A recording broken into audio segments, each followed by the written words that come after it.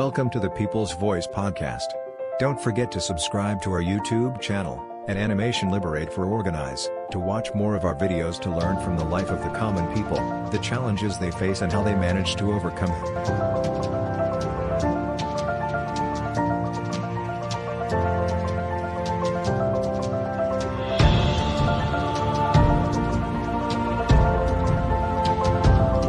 আলাইকুম আলাদা ধারাবাহিক অনুষ্ঠান জনগণের কথা নতুন একটি পর্বে আপনাদেরকে স্বাগতম। আপনাদের সাথে আছি আমি মাহবুবুর রশিদ। আজকে আমরা এসেছি লক্ষ্মীপুর সদর উপজেলার খেজুরতলি গ্রামে।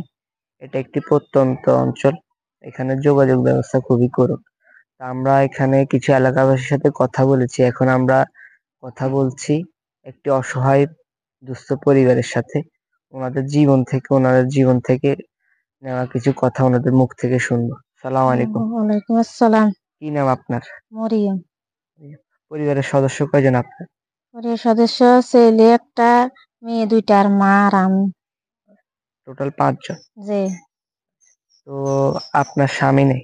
জি না, আমার স্বামীও নাই, বাপও নাই, ভাইও নাই। আচ্ছা, তো আপনারা এই জায়গায় থাকেন? জি। এই জায়গায় কি আপনাদের নিজস্ব? জি, আমার বাপের। পৈতৃক সম্পত্তি পাইছেন আপনি? জি, কদ্দুর পাইছি, এখন ঘর করবার জায়গা নেই, ঘর করবার টাকা পয়সা নেই। আচ্ছা, তো আপনার তো স্বামী নেই, তো আপনার এই যে এত বড় পরিবার নিয়ে আপনি কিভাবে চলেন? আয় রোজগার উৎস কি? মানুষের বাড়িতে কাজ করি খাই, অন্তরক বেড়ামের লাগে কাজ করতে পারি না। আর কোনো আয় রোজগার উৎস আছে কিনা? আপনার নিজে কাজ করেন যে এছাড়া আর কোনো আয় রোজগার আছে জি কিনা? না, মানে আপনার নিজের কাজ ছাড়া আর কোনো নাই, আয় রোজগার উৎস নাই? জি না।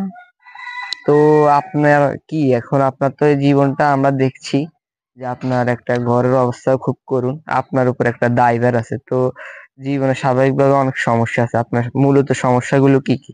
মূলত সমস্যা আমি নিজে মানুষের বাড়িতে করি খাই, নিজেরও সমস্যা মাথা মাথা করে আজকে বছর বহু চেষ্টা করছি। নিজের আরো নানা বিনা সমস্যা আসছে, চিকিৎসা করতে আমি না টিং আসার কারণে শরীরে টিমার গোড়া গল আছে, এরা ছোট হল আরো টিকনির সমস্যা, মারও আধ ভাঙ্গা বই ভাঙ্গা, হাড়ের রোগী, আলসারের রোগী। তা আপনার সন্তানদের লেখাপড়া করাইতে পারেন? লেখাপড়া করিতে পারি না টিং আসার জ্বালা, তবু মাইয়া গুন্ডা হড়াই, মাইয়া গারা হড়াই আর কিছু। তো আপনার এই যে জীবন, কি মনে করেন কি সুবিধা হলে আপনার জীবনটা আর উন্নত হবে? আমার একটা গছ চাই, আর একটা চিকিৎসালয়, বাচ্চা চিকিৎসালয় আর মাস চিকিৎসালয় কিছু টাকা পয়সার দরকার। আচ্ছা, তো আপনাকে আমাদের সাথে কথা বলার জন্য আপনাকে অসংখ্য ধন্যবাদ। সুপ্রিয় দর্শক, আমরা শুনেছি বোনের মুখ থেকে কথা। বোনের অসহায়, বোনের স্বামী নেই, বোনের 5 জন সদস্য পরিবার, উনি এক পরিবারটা চালায়। ওনার মাও অসুস্থ, ওনার হাত ভাঙ্গা, আর ওনার ছোট ছেলের কিডনিতে সমস্যা। তো ওনাদের এখন বোনের ভাষ্যমতো ওনাদের প্রয়োজন একটা ঘর, মাথা গুজবার জন্য একটা ছোট ঘর দরকার। তারপরে ওনাদের আর এই 2 জন ব্যক্তি চিকিৎসার জন্য কিছু সহায়তা দরকার। তো এই ছিল আজকের পর্বে আলোর সাথে আপনাদের এতক্ষণ সময় দেওয়ার জন্য আপনাদেরকে অসংখ্য ধন্যবাদ। দেখা হবে অন্য কোনো পর্বে। আসসালামু আলাইকুম।